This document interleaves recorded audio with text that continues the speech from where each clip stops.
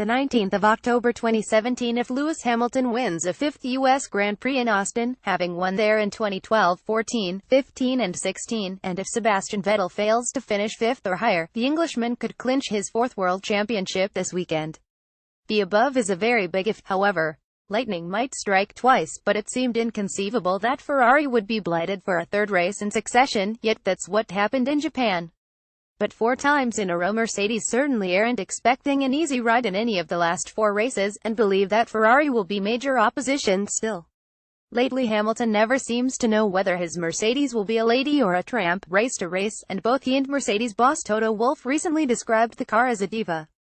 Hamilton says he quite likes that uncertainty, and in Japan Mercedes demonstrated convincingly that they had got on top of the problems that beset their latest aero configuration in Malaysia, though the cooler temperatures certainly helped.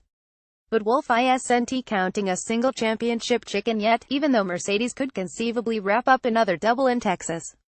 Still 4 races to go and 100 points to score. We can take nothing for granted as we fly to Austin this week, he says.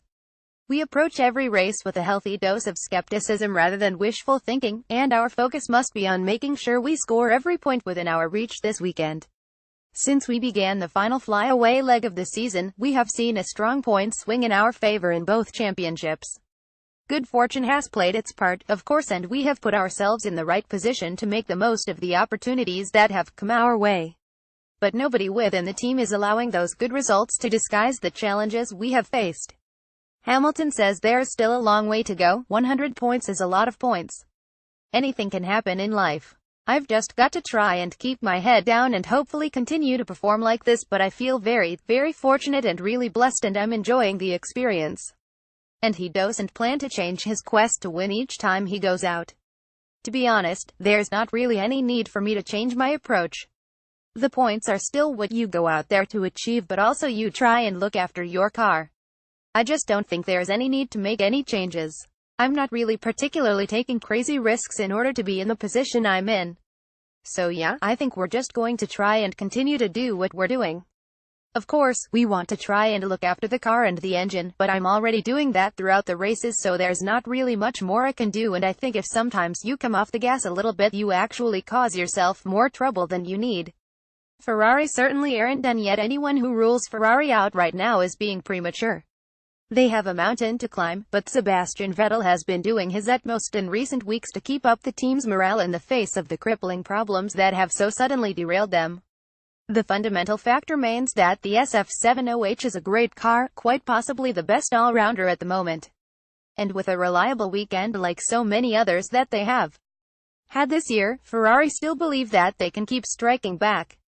I am not believing in luck in general, as a principle, but maybe here and there things didn't go our way, Vettel admits. But what can happen to us, can happen to other people as well. I'm not wishing to anyone. But it's part of racing.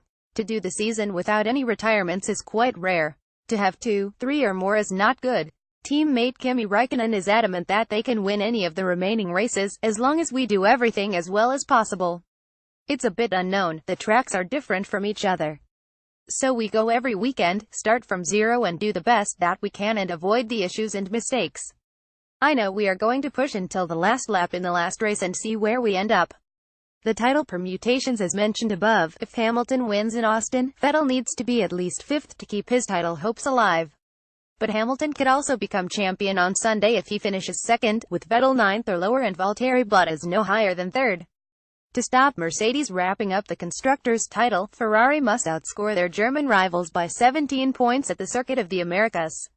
Watch relive last year's race in Austin. Red Bull still a dangerous interloper. Red Bull lacked the pace in Japan that they had in the heat of Malaysia, but Max Verstappen and Daniel Ricciardo both believe they can push hard here and be a threat to both Mercedes and Ferrari. If so, they can be very dangerous insofar as they can steal points that both of the top 2 teams desperately need in the championship fight. The first time I drove at COTA was just after making my Formula One debut in Japan in 2014, Verstappen recalls.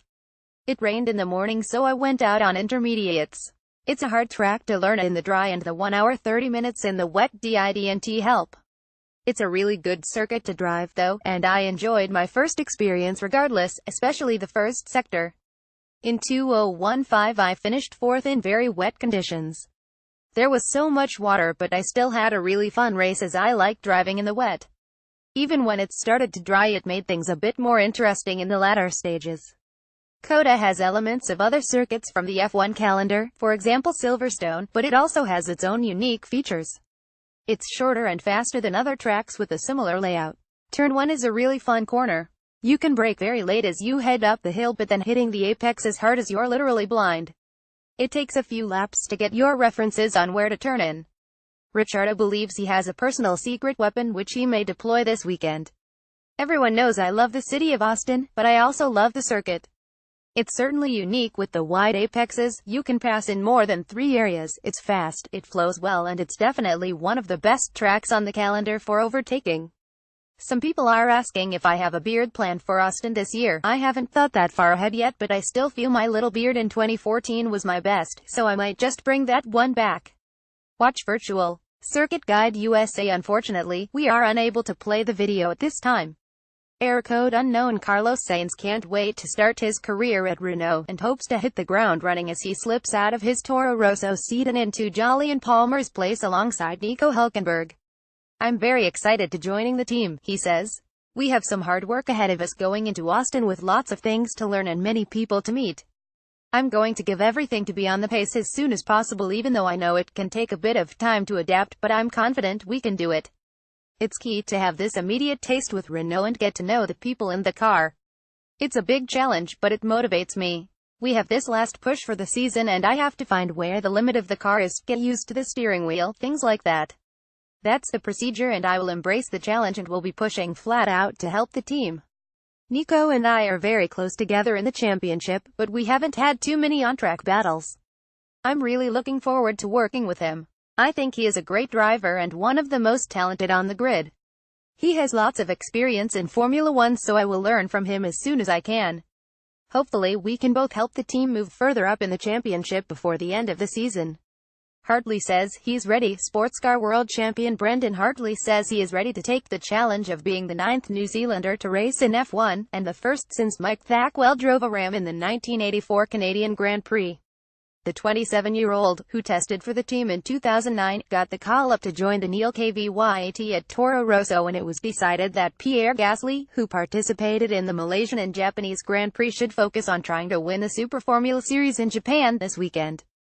It's also a very shrewd way for Toro Rosso to figure out whether they should go for Gasly to partner KVYAT in 2018, or maybe drop the Russian and partner the Frenchman and the New Zealander, if it works out for Hartley this weekend.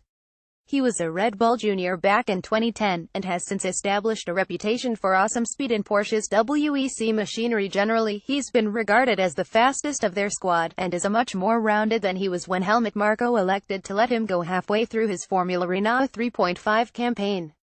It's been a pretty crazy week and it all happened quite quickly, he told journalists last week in Fuji's WEC race. For the moment I'm genuinely trying just to think about this weekend, and as soon as this weekend is over, full focus goes on to a big and new challenge next week. I've got a lot to learn in 1 week, but I feel ready for it, honestly. This program's taught me a lot, working guys like Mark Webber, Timo Bernhard, Earl Bamber. It's such a good project where we're at the forefront of technology and part of development. I've grown a lot as driver. It's going to be a busy week, but I'm looking forward to it. Pirelli in the pink. Pirelli will run their 3 softest compounds in Austin. The P0 Yellow Soft and Red Super Softs will be unchanged, but the Purple Ultra Softs will actually be pink this weekend in support of the Susan G. Komen organization, which will be a key feature of the race. The anticlockwise circuit of the Americas borrows elements of other famous venues in its layout, and Turn 1 forms a unique challenge, an uphill then downhill hairpin, where braking is hard to judge. There are several overtaking opportunities, which means that race strategy options to gain track position are quite open. The 3 long straights help to cool the tires each lap, and the weather can be capricious. Strategy-wise, last year Hamilton won with a 2 stopper, but Vettel made the podium with 3 stops, so variety is likely. For America, we're once again taking a softer range of compounds that we have done for previous races there, with the Ultra Soft available in Austin for the first time, says Pirelli's head of car racing, Mario Izzola. This should bring lap times down, continuing the trend we have seen over the course of the season. Austin, though, is one of the hardest tracks to predict, also due to variable weather, and we've seen quite a variety of pit strategies there in the past. These could involve all three compounds this time, with the soft being a good potential option for the race as well. Stormy weather. It looks as if F1 could be in for a fair bit of rain this weekend, with the likelihood of thunderstorms increasing as it goes on. It will be cloudy on Thursday with an ambient temperature high of 27 degrees Celsius. That will rise to 28 on Friday and Saturday when it could be stormy, particularly for qualifying, and to 30 on Sunday when storms are expected in the morning. The race will run over 56 laps of the 5.513 km circuit, or 308.405 kilometers. It will start at 1,400 hours local time, which is 5 hours behind UTC. Cookies on Formula1.com. Formula1.com uses cookies to help give you the best possible user experience. By continuing to browse this site, you give consent for cookies to be used. To find out more about cookies and how to manage them, click here.